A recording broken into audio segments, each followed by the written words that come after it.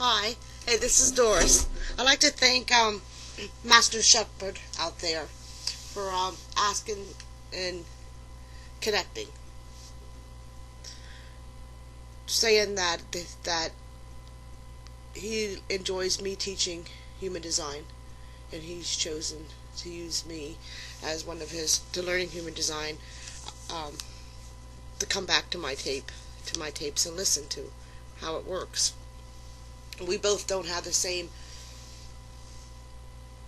chart, so his chart and my chart gives me ideas because he gives me those lines that I didn't have.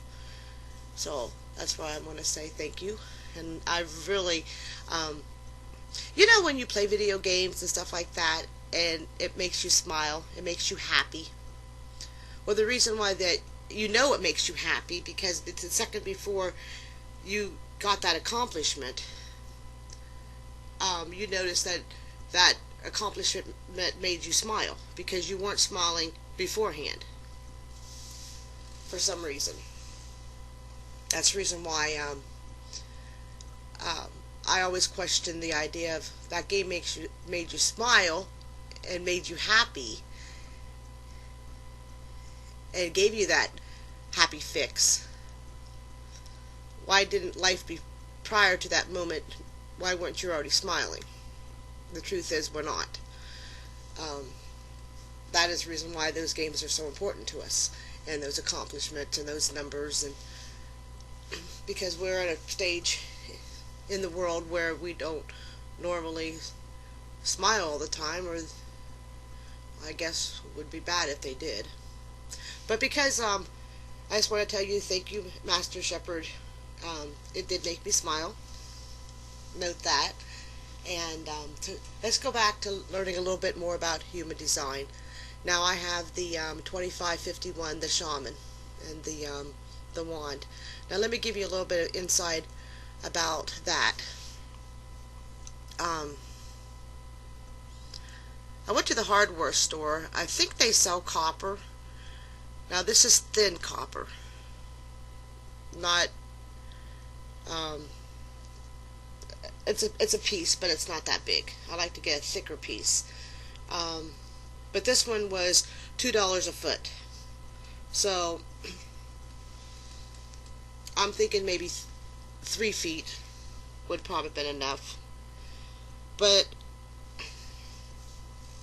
they say if you take a stick and at the top you put a quartz crystal, and then you get a lot of gems, put them in order. Don't mess up this. I don't know the order, so I just put them in anyway. No, they must be in order. Okay. The bottom is the weakest ones, or the root chakra stones, the lower vibrations, and the upper one going up gradually into the number of what the stones are equal to.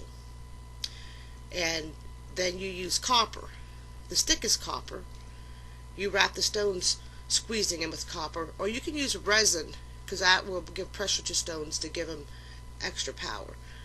So in this skate of the 2551, let's say I don't want to make a 2-foot wand, like but I wanted to make like a walking stick. Now, if that wand does have power, because of the copper and the squeezed stones that are on it, that does bring in an energy change that has a power. Could you use that as a walking stick? And do you know anybody that out there that makes them? That came across that already did this.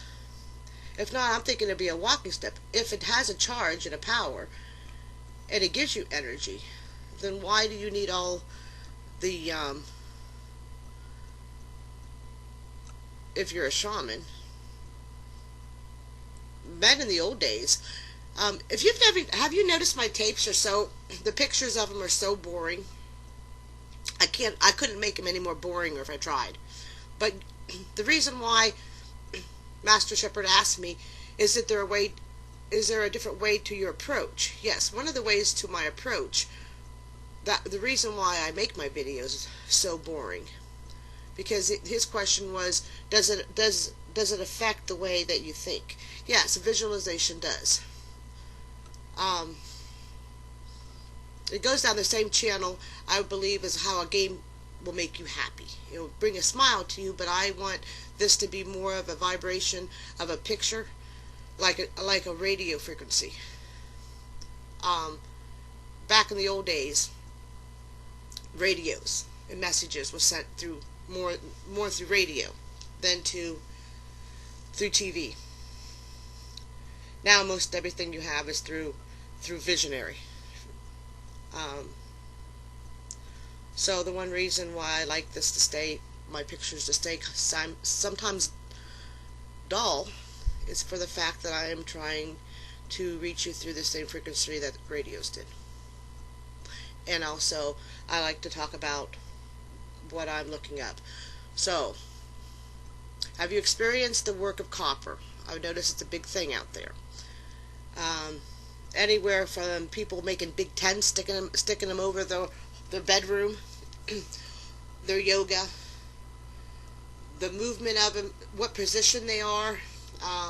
If they turn them equal to a compass, you buy compasses and move them around. These pyramids that they're making, how powerful they all are. And the reason why, because of the copper. If the wands or the walking sticks were made, crystallized with copper and stones,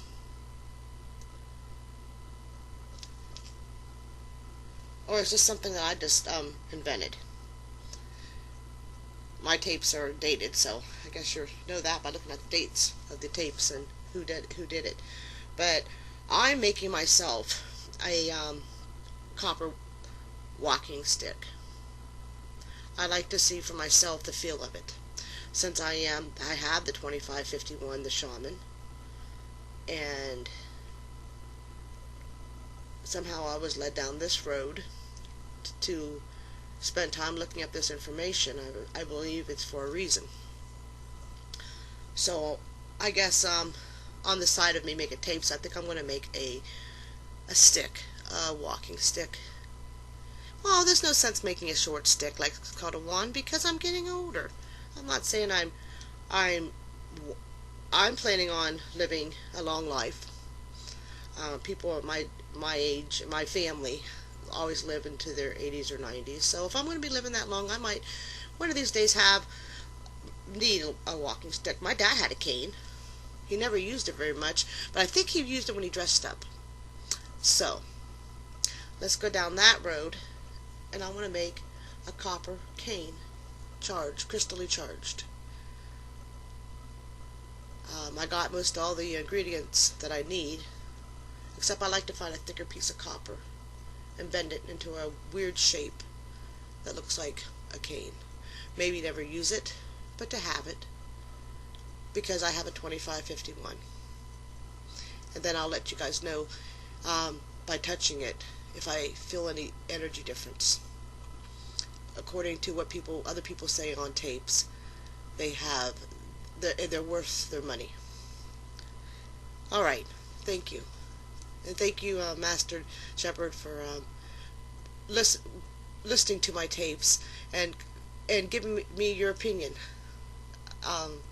because it makes me so happy. Thank you.